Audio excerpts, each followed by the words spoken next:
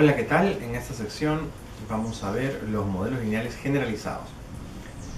Esta es una sección dentro del tema de modelos de regresión que nos permite entender los casos en los cuales ya no tenemos una variable dependiente que es numérica, que tiene una distribución normal o tiene una relación lineal con las independientes, sino que más bien se nos presenta en el escenario en el cual nosotros ya tenemos variables categóricas, por ejemplo, que pueden ser dicotómicas, que pueden ser politómicas, nominales, o pueden ser ordinales.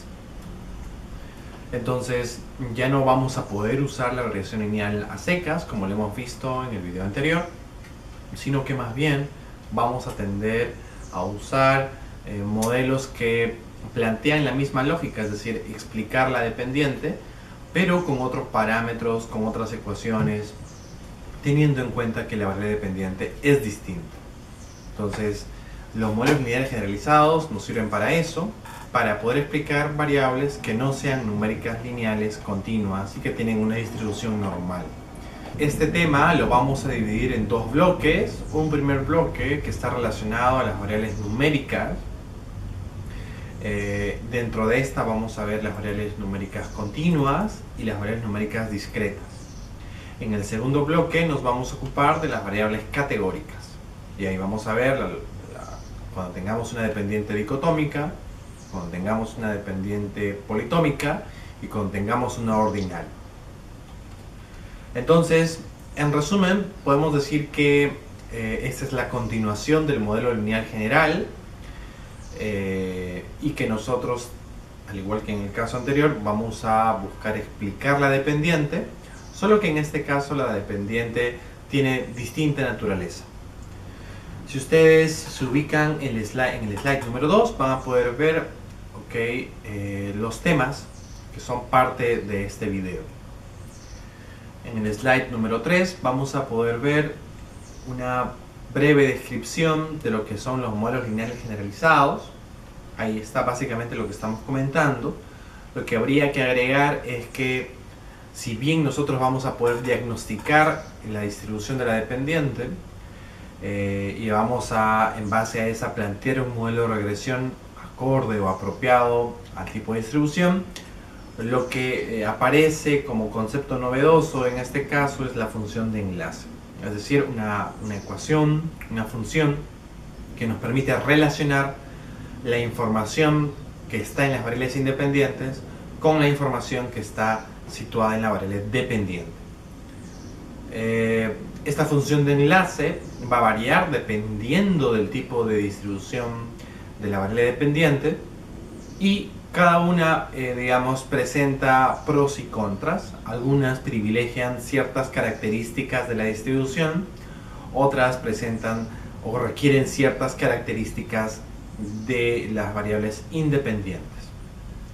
En ese sentido, nosotros vamos a ver que el SPSS presenta una interfaz bastante amigable para poder entender y ubicar todas estas técnicas que estamos aludiendo. Si ustedes hacen clic en el menú analizar y luego hacen clic en la sección de modelos lineales generalizados, se desprende una viñeta al costado en la cual la primera opción también alude a modelos lineales generalizados. Entonces hacen clic ahí y el primer interfaz que se les presenta aparece en el slide número 4 de la presentación que estamos usando para este video. En la parte superior izquierda aparecen, rodeado de rojo, las que aluden a la variable numérica. Ahí están las técnicas, 4 técnicas que se agrupan en 2 y que nos permiten trabajar con variables numéricas. Si queremos trabajar con variables categóricas, está en la parte de azul a la derecha y ahí también tenemos dos opciones, ¿no? Como dos segmentos. Cada uno de los segmentos se divide en otras técnicas. Luego aparece como una flecha un poco más abajo, cuando también tengamos variables de interés categóricas, pero en este caso nominales. ya no vamos a encontrarla en la viñeta en la parte azul, digamos, sino que vamos a tener que hacer clic en personalizado, en custom. Si ustedes pasan al slide número 5 van a poderlo ver de manera mucho más delimitada. Entonces, en la parte superior izquierda, lo que estaba de rojo se divide en dos. Cuando la variable dependiente numérica es continua, tenemos dos opciones. La regresión lineal, la que nosotros hemos estado viendo la clase anterior, tiene ese espacio. Si nosotros usamos esa opción, vamos a obtener los mismos resultados que obtuvimos en la sección anterior. Y tenemos la siguiente opción, que es la de gamma. ¿Okay? Ambas nos van a servir cuando tenemos una numérica, ¿okay?, como dependiente y que es continua, es decir, que tiene decimales. Debajo encontramos las opciones cuando la numérica es discreta, es decir, tiene números enteros, no tiene decimales, es un conteo. ¿Okay? Y ahí aparece, si ustedes usan la versión en inglés, aparece counts y tiene dos opciones. La Poisson, ¿okay?, el modelo de Poisson, y otra que es la de binomial negativo. Ambos se pueden usar cuando ustedes tienen una variable dependiente que proviene de conteos.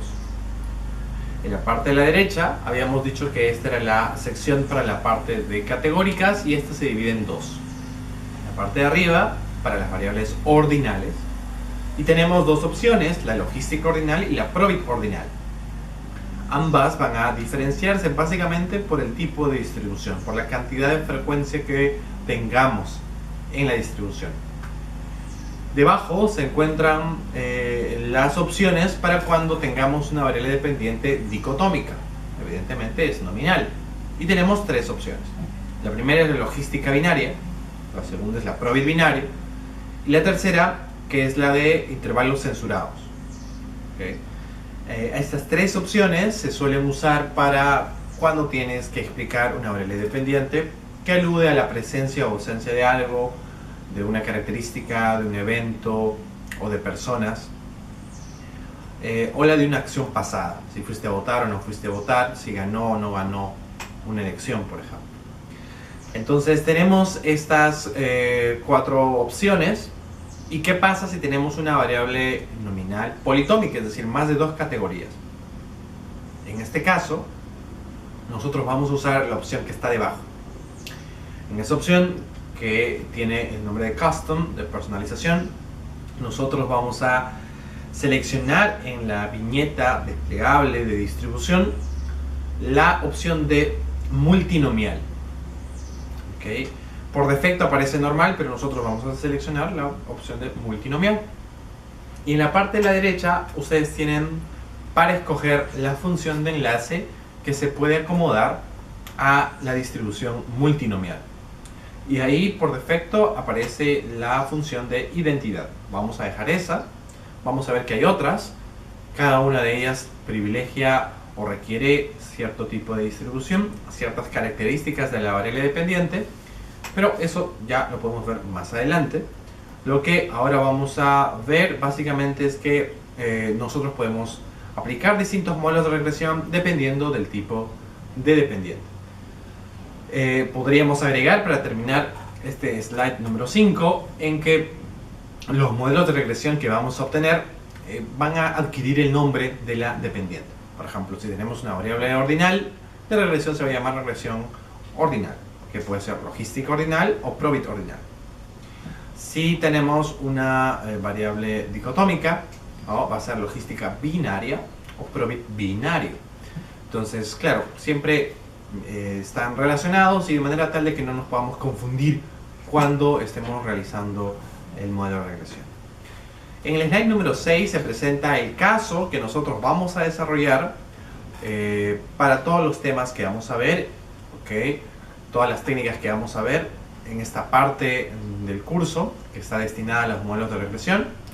Es un caso que Robert Ho desarrolla. Robert Ho es un investigador estadístico, publica libros, guías, manuales para usar el SPSS y usa ¿ok? Una base de datos que proviene de la aplicación de cuestionarios a jueces de un condado australiano que ven distintos tipos de delitos, básicamente los del tipo penal, el familiar penal sería la figura peruana, y que lo que hacen es responder a preguntas que aluden a homicidios, básicamente un escenario familiar doméstico.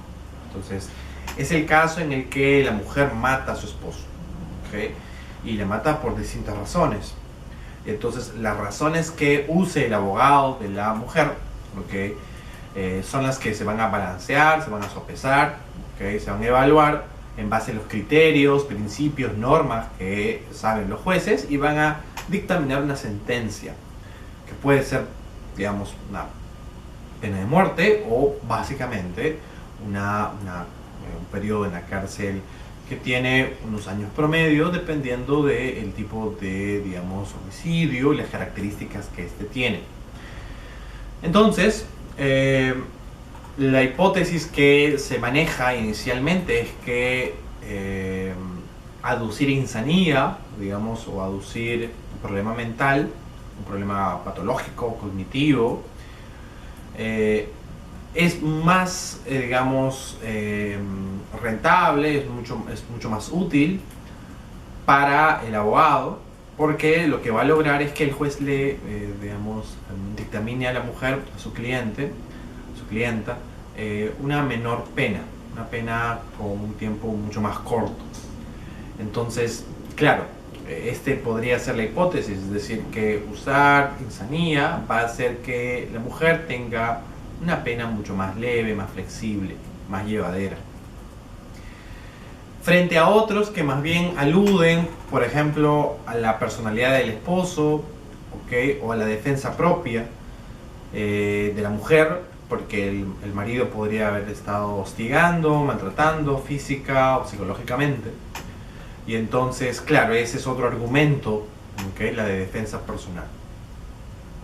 Entonces hay, según Robert Ho, 3 tipos de argumentos que se suelen utilizar, y esos 3 argumentos él los ha operacionalizado en preguntas tipo, en preguntas que los jueces van a responder, y en base a eso van a generar escalas, generar variables, y van a ponerle en una base de datos, y esa es la que nosotros vamos a usar para este video y el próximo. Nosotros podemos ver en el slide número 7 que las preguntas, digamos, han devenido en variables, y esas variables interesantes para este caso son 9. Vamos a pasar a leerlas.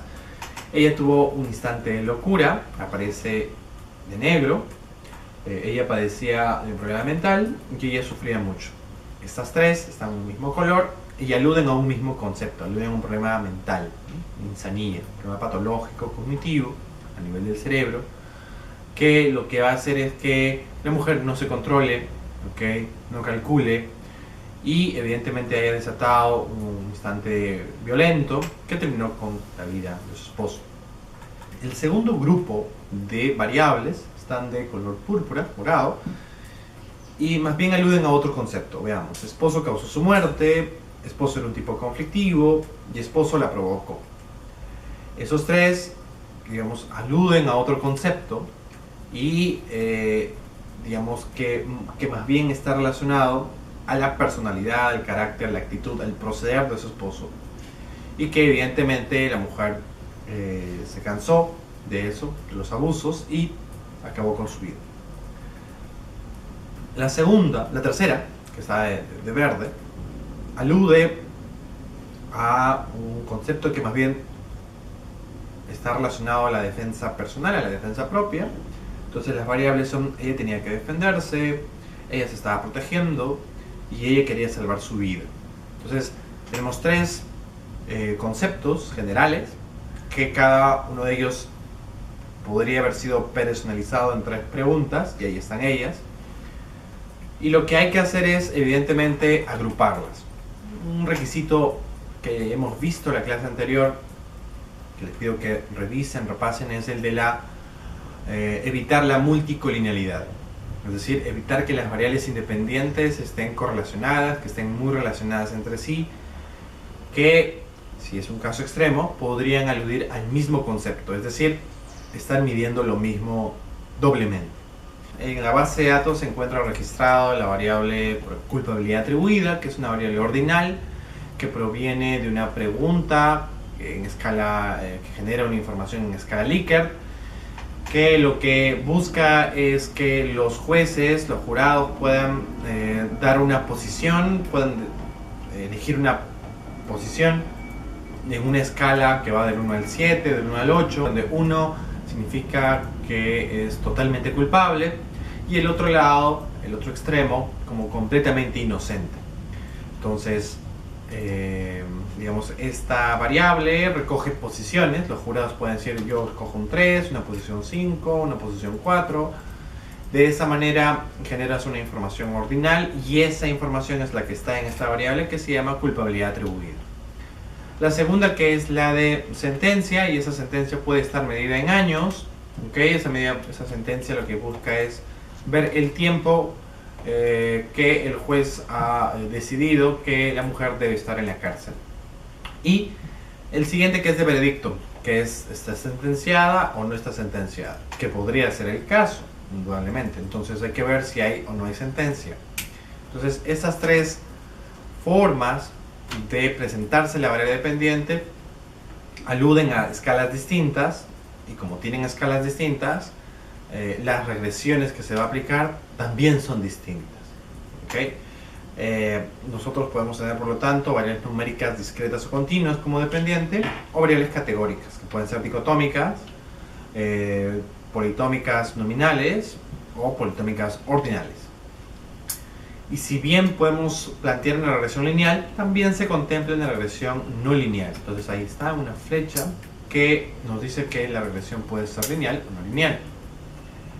Seguido, al costado aparece que esto, si se recoge en un solo momento, es decir, si recogemos esta información, que generamos esos indicadores, tenemos esa dependiente, cualquiera de ellas, para un solo momento, se va a llamar un diseño transversal. Y si más bien recogemos esto en el tiempo, va a llamarse un modelo longitudinal. Un diseño longitudinal, un diseño diacrónico, que lo recoge más bien es un panel, ¿okay? Un intervalo de tiempo, y lo que se busca es ver el cambio de las opiniones, en este caso de los jueces, respecto de los argumentos usados por los abogados. En el slide número 8 ustedes van a poder ver ya las variables, digamos, consignadas y las covariables que se han creado. En el slide número 9 aparecen ya, digamos, una explicación de lo que estamos comentando sobre las técnicas de factorización.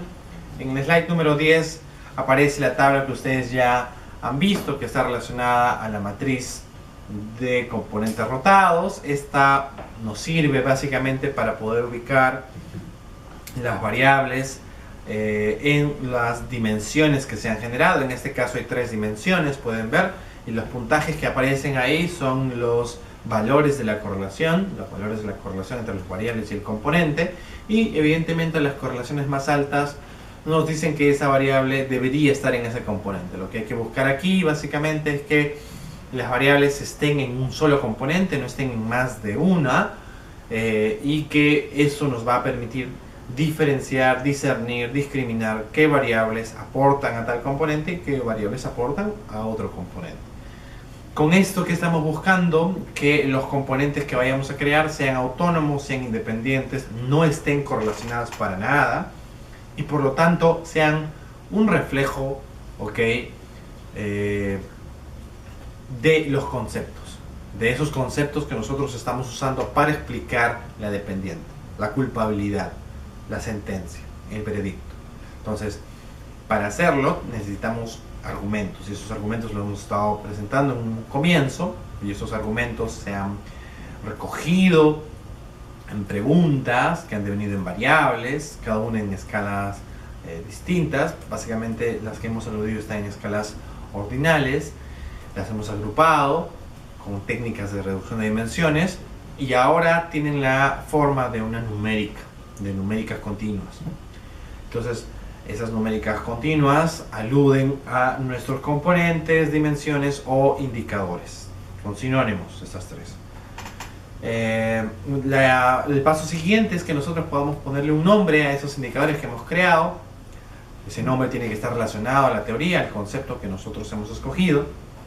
Y entonces la primera variable, por ejemplo, que es FDP, que es factor defensa personal, es la que alude a que la mujer estaba defendiéndose ante los maltratos del esposo.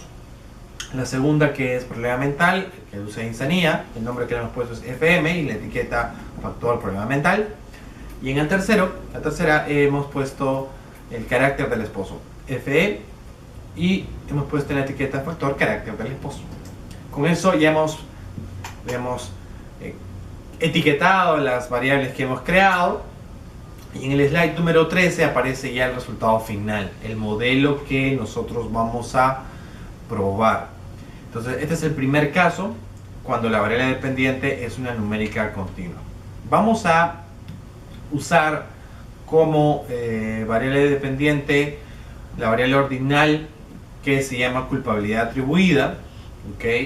Esta es una variable, digamos, ordinal, y que nosotros vamos a usarla como variable numérica continua, solo para explicar el caso. Entonces van a ir a analizar modelos lineales generalizados y hacen clic otra vez en modelos lineales generalizados. Luego ya en el interfaz ustedes van a escoger la opción de lineal o linear, aparece ahí en la parte superior izquierda. Esa está en la sección de las respuestas de escala. Luego ustedes hacen clic al costado en la siguiente viñeta y ahí aparece la de respuestas, y ahí ustedes van a ubicar la variable culpabilidad atribuida, que es nuestra variable dependiente. Luego hacen clic en la parte donde dice predictores, que las variables independientes, y aparecen dos bloques: el bloque de las variables categóricas, que se llaman factores, y el bloque de las variables numéricas, que se llaman covariables. Evidentemente nuestras variables creadas son numéricas, por lo tanto hay que colocarlas en la parte de factores. Luego hacemos clic en la sección del costado que alude a modelo. Hay que seleccionar las tres variables independientes y hay que pasarlas a la derecha. ¿Qué estamos haciendo con esto? Estamos diciéndole al SPSS que cada una de las variables independientes va a explicar la dependiente de manera autónoma con efectos principales, y esa es la opción por defecto que aparece en el SPSS. La vamos a usar como tal y por lo pronto vamos a quedarnos ahí. Vamos a darle clic en aceptar. En la hoja de respuestas, en el output, nos va a salir mucha información. La primera cuestión que hay que ver, la primera tabla que hay que evaluar, es la del test de Omnibus, Omnibus Test, y es una tabla pequeña de 3 celdas. Y lo importante aquí es ver la significancia, evidentemente. La pregunta, digamos, que vamos a responder con este test es: ¿el modelo propuesto tiene utilidad? ¿El modelo sirve? Es decir, las variables independientes explican a dependiente como tal. ¿Tiene asidero en la realidad? ¿Podemos encontrar eso en función de los datos? Nos ha salido significativo en este caso. Eso quiere decir que nos es útil. La hipótesis nula sería que el modelo no sirve, o en otras palabras, que las variables independientes no explican la variable dependiente. Pero en este caso es significativo, por lo tanto se rechaza esa hipótesis nula, y lo que nosotros tenemos es que más bien las variables independientes sí estarían explicando la dependiente. En el slide número 17 nos aparece la tabla de estimación de los parámetros. En esta tabla se presentan las tres variables independientes, el intercepto, y una opción que dice escala. Aparece la columna de B, que son los coeficientes que nosotros vamos a usar para generar nuestro modelo de regresión. Aparece el error estándar de cada una de las variables independientes. Sabemos ya, por lo que hemos visto en la clase anterior, que los modelos No es que sean perfectos, sino que son más bien probabilísticos y que por lo tanto hay un margen de acierto, pero hay un margen de error. Hay un margen que no se puede explicar. Hay información que en base a la información prevista no se está explicando. Entonces ese es un error, y ese error puede ser muy alto, y si lo es, la variable ya no es representativa, ya deja de ser significativa. Y aquí la idea es tener los valores más bajos más bien del error. Tenemos también una opción de intervalos de confianza para WALT al 95%. Tenemos el mínimo y el máximo, los valores mínimo y máximo del intervalo de confianza. Y tenemos el test, la hipótesis. Ahí tenemos las significancias para todas las variables. En este caso son 3, nos interesan las 3 y nos interesa que sean significativas. La hipótesis nula sería que esta variable no sirve. Usando los valores del caso, diríamos que defensa personal no sirve para explicar la dependiente, no sirve para explicar la culpabilidad atribuida. Como es significativo, nosotros rechazamos esa hipótesis nula y lo que más bien estamos afirmando es que sí es útil. Lo mismo sucede para las siguientes dos variables independientes. Vemos que también es el caso para el intercepto, aunque podría suceder que en algunos casos salga como no significativo. Aquí básicamente lo que nos interesa es que las variables independientes sean significativas. Con eso nosotros vamos a poder generar el modelo. Pero no solamente nos vamos a quedar ahí en la lectura de la significancia, sino que también hay que leer los otros valores, porque nos dan información complementaria y nos ayudan a entender cómo se relacionan las variables independientes con la dependiente. Entonces, en la columna B, tenemos los valores para cada una de las independientes, y esta columna B nos dice, por ejemplo, el sentido que tienen las variables independientes con la dependiente. Entonces, si tienes signos positivos más, el sentido es directo. Si tienes signos negativos, el sentido es inverso. Entonces, lo que hay que ubicar aquí, es cuál es la relación entre la variable independiente 1 y la dependiente, la variable independiente 2 y la dependiente, y la variable independiente 3 y la dependiente. No todos van a tener el mismo sentido. Por ejemplo, para el factor de defensa personal es negativo. El sentido es inverso. En el factor carácter del esposo, el sentido es negativo, el sentido es inverso. Pero el factor que alude a problema mental, a insanía, tiene más bien un signo positivo, es decir, un sentido directo. Entonces, dependiendo del signo, nosotros podemos plantear las conclusiones de nuestro modelo. No solamente nos sirve el signo, sino que también podemos ver en base al chi cuadrado de Wald, al valor del chi cuadrado de Wald, la magnitud o la intensidad de la relación. Entonces, los valores más altos, nosotros vamos a poderlos ubicar como aquellos que explican en mayor intensidad la dependiente. Los valores más bajos que explican en menor intensidad la dependiente. Entonces, ahí podemos ver que defensa personal es el que tiene más intensidad, tiene un valor de 74. Luego le sigue carácter del esposo, tiene un valor de 13. Y luego le sigue el problema mental, que tiene un factor de 11. Entonces, la magnitud varía. Nosotros podemos ordenar nuestro modelo de mayor a menor en base a la intensidad. En el slide número 20, nosotros podemos ver una ecuación. Esta ecuación proviene de, de la utilización de los valores V de la tabla de estimación de los parámetros.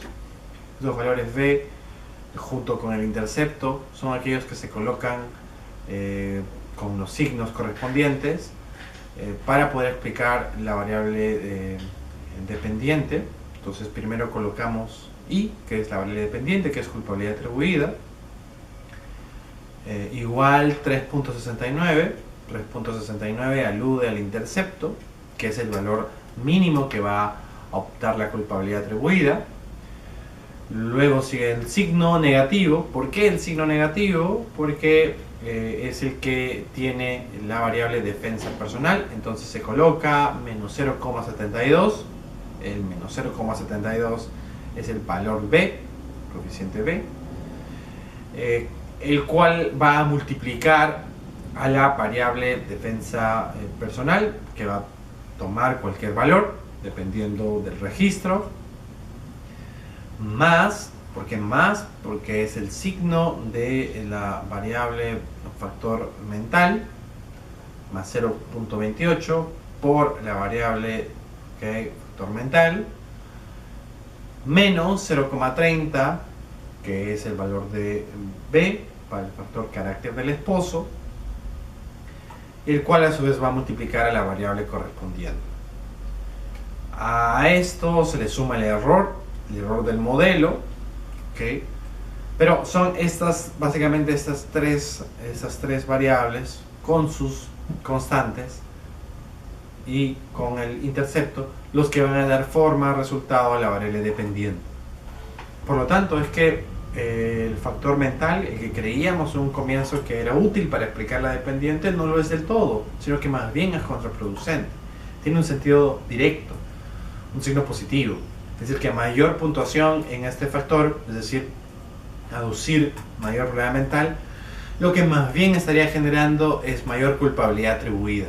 Entonces, no solo es efectivo, no solo es menos efectivo, sino que es contraproducente.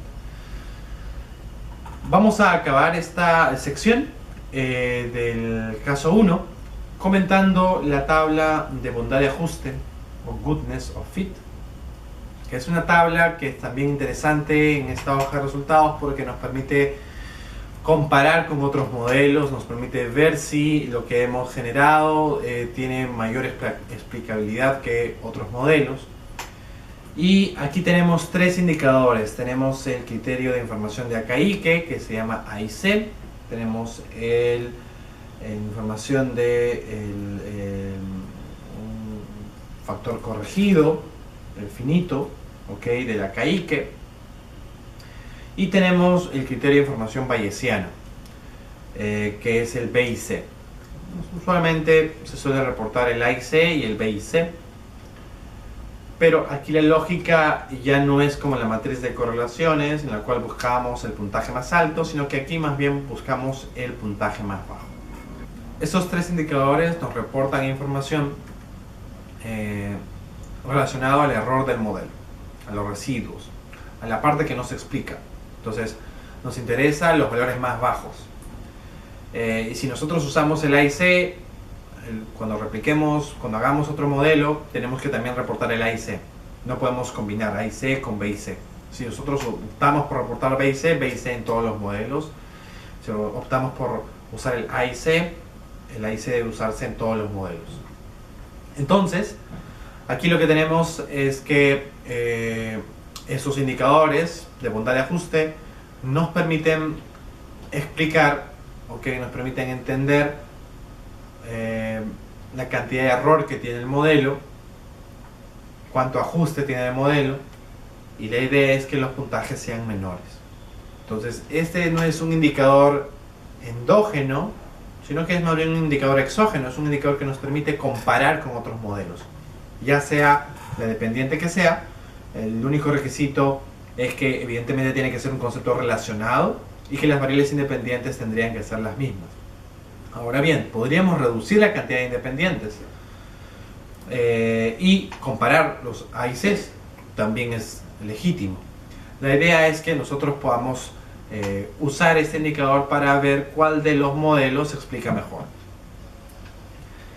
En el caso 2, este caso alude a la variable numérica discreta que proviene de un conteo. Entonces, ya no vamos a utilizar este primer tema, este primer escenario, esta primera investigación de Robert Ho, sino que vamos ahora a usar otro caso, otro ejemplo. Aquí la idea es poder ver, ¿ok?, por qué los alumnos están faltando mucho a clases o están yendo a clases y se salen a medio tiempo, y entonces en el registro aparecen como ausentes. Entonces, lo que los directores, los profesores consideran es que estas ausencias lo que va a hacer es que estos alumnos tengan calificaciones más bajas. Entonces aquí la idea es explicar evidentemente, ¿okay?, la asistencia o la inasistencia. Y para esto nosotros queremos generar una variable numérica, ¿okay?, que tiene que ver con la, el tiempo que no ha ido a clases. Y evidentemente el tiempo está medido en días, y en este caso ya no estamos una regresión lineal, tal como vimos en el caso 1, sino que aquí ya estamos frente a un escenario que la información proviene de un conteo, ¿okay? La información está generada en un formato discreto. Entonces son números enteros, son días. Entonces lo que aquí buscamos explicar es el absentismo o ausentismo, y esta variable está medida en días. Nosotros podríamos forzar la técnica de regresión lineal y podemos usar esta variable, pero no vamos a tener resultados óptimos. Lo óptimo sería usar una técnica que se acomode a este tipo de distribución y que tenga en cuenta que los valores provienen de conteos. Entonces, para ello vamos a usar la opción de conteos del SPSS y en específico el modelo Poisson. Si ustedes se fijan en el slide número 25, van a poder ver que la distribución que tiene esta variable es la siguiente. Tiene altos valores, ¿ok?, en los primeros momentos, y luego tiene valores más bajos, es decir, la frecuencia se reduce. ¿Okay? Entonces, tenemos por ejemplo que el ausentismo, ¿okay?, tiene más frecuencia en los días como 3, 4, 5 días, pero en aquellos que están relacionados más a 20 días, 30 días, la frecuencia es menor. ¿Qué quiere decir esto? ¿Qué quiere decir el histograma? Que hay ausentismo, sí. Hay ausentismo de larga data, de mucha duración, sí. Pero esta no es la muy frecuente.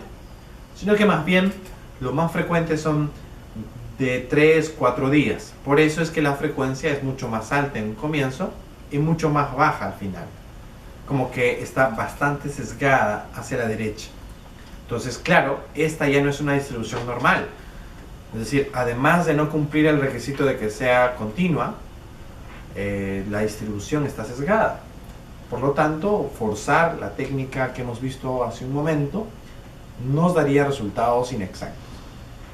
Para ello vamos a usar el modelo Poisson, por eso les pido que vayan otra vez al menú Analizar, Modelos Lineales Generalizados, hagan clic en la viñeta del costado del mismo nombre, y esta vez ya no vamos a hacer clic en donde dice respuesta de escala lineal, sino que más bien vamos a optar por la sección que está debajo y vamos a usar la log lineal Poisson. Este modelo nos permite trabajar con variables que estén sesgadas, que tengan alta frecuencia en un comienzo y baja frecuencia al final, y que provengan de conteos. En la sección de respuesta van a colocar la variable absentismo medido en días. En la variable de predictores, los directores, los directivos, los profesores consideran que para explicar la ausencia de los estudiantes en las escuelas, puedes distinguir entre escuela privada y particular, digamos privada, particular y estatal, pública del Estado. Podrían encontrarse diferencias. También podrían encontrarse diferencias hacia el alumno, okay, mujer o varón. Y también en función a variables numéricas como sus promedios de notas. Por ejemplo, el promedio de notas en ciencias y el promedio de notas en letras.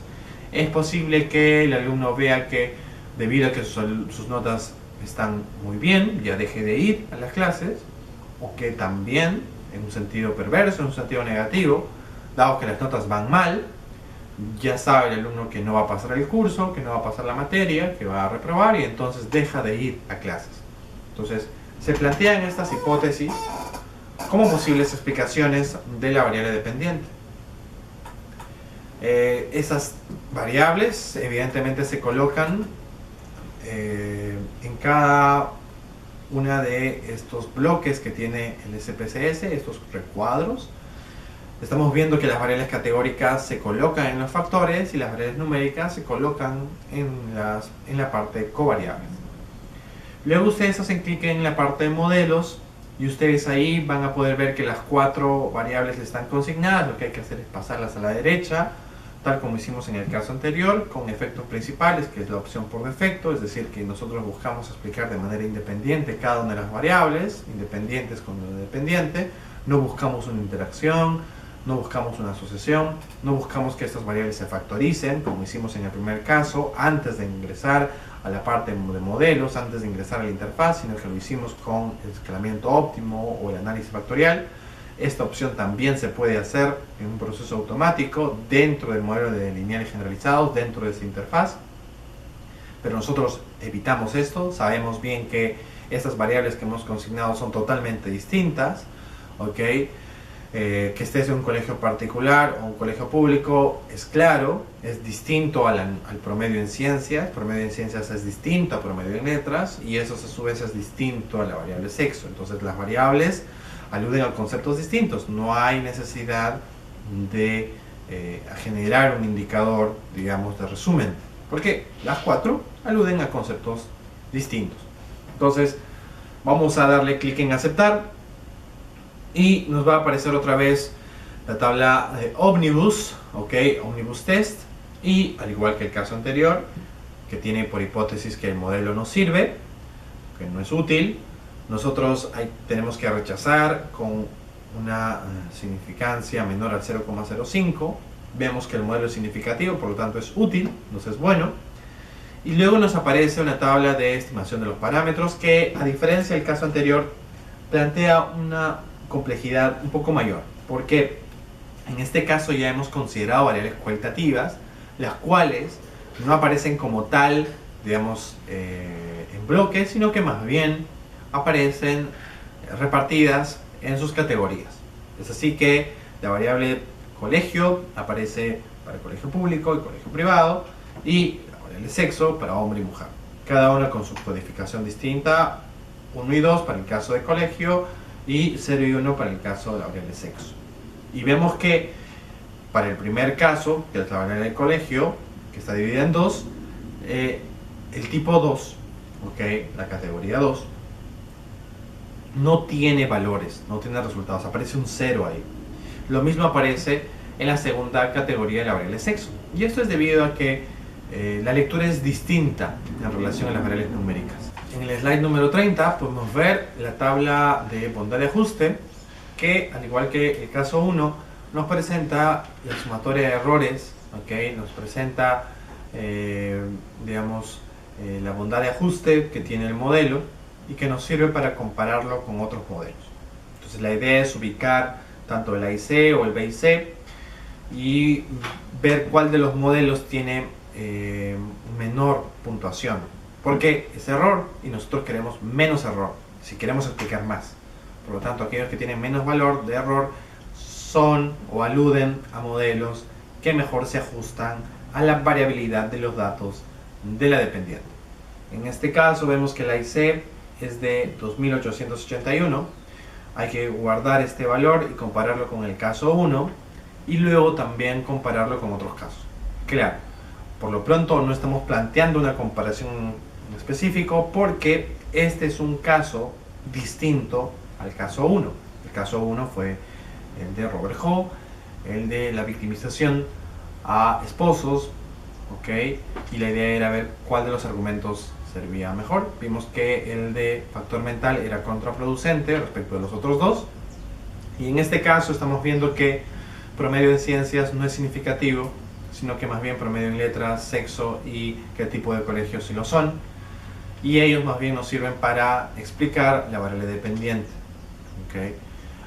Con este modelo Poisson también podemos generar una ecuación tal como hicimos en el caso 1. ¿Okay? No reviste mayor complejidad, el procedimiento es el mismo. Siempre recordemos que hay que reportar el test de ómnibus, que nos permite ver si el modelo es significativo o no.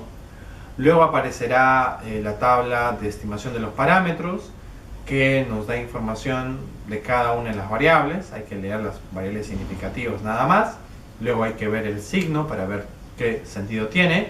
Y luego hay que ver el chi cuadrado de igual para comparar entre las variables independientes y ver cuál de las variables aporta más, en el sentido de que explica con mayor intensidad. Y en el caso último que hemos visto, si volvemos en el slide, podemos ver que el chi cuadrado de igual más alto está en el tipo de colegio, es 211, le sigue la variable sexo, es 80, y le sigue el promedio en letras. Con esto damos por concluido esta parte del tema relacionado a modelos de regresión. En este video hemos detallado dos herramientas, dos técnicas. Una, la regresión lineal, que vimos en el caso anterior, en el video anterior, pero ahora dentro de la interfaz de modelos lineales generalizados. Y una segunda técnica relacionada a modelo Poisson, el cual se caracteriza en que la variable dependiente proviene de un conteo y la variable está sesgada, tiene una distribución bastante asimétrica, ¿okay? Y que por lo tanto forzar o usar la técnica primera, la de regresión lineal a secas, con mínimos cuadrados ordinarios, no serviría para explicar bien. Entonces la Poisson se ajusta mejor a esta realidad, a esta dependiente, y que evidentemente, como estamos dentro de un mismo interfaz, se genera una tabla que nos permite comparar entre modelos. No lo hacemos en este video porque los temas son distintos, pero la tabla de bondad de ajuste con el A y C o el B y C nos sirven para poder ver la cantidad de error que tiene nuestro modelo. Y la idea, evidentemente, es que lo que hay que hacer es escoger aquellas que tienen menos error. Planteamos, para cerrar este video, cómo serían los resultados si usamos el modelo binomial negativo, que es una opción que también está en el interfaz de modelos lineales generalizados y que también trabaja con variables de la misma naturaleza. Por lo tanto, se les pide que ustedes repliquen el mismo ejercicio, pero ahora usando el modelo binomial negativo, y que comparen ambos resultados, el Poisson y este, y vean cuál de los dos explica mejor, cuál de los dos tiene más intensidad, y se queden con ese. Entonces damos por concluido este video y vamos a pasar en el siguiente a ver el mismo tema, modelos lineales generalizados, pero para las variables categóricas.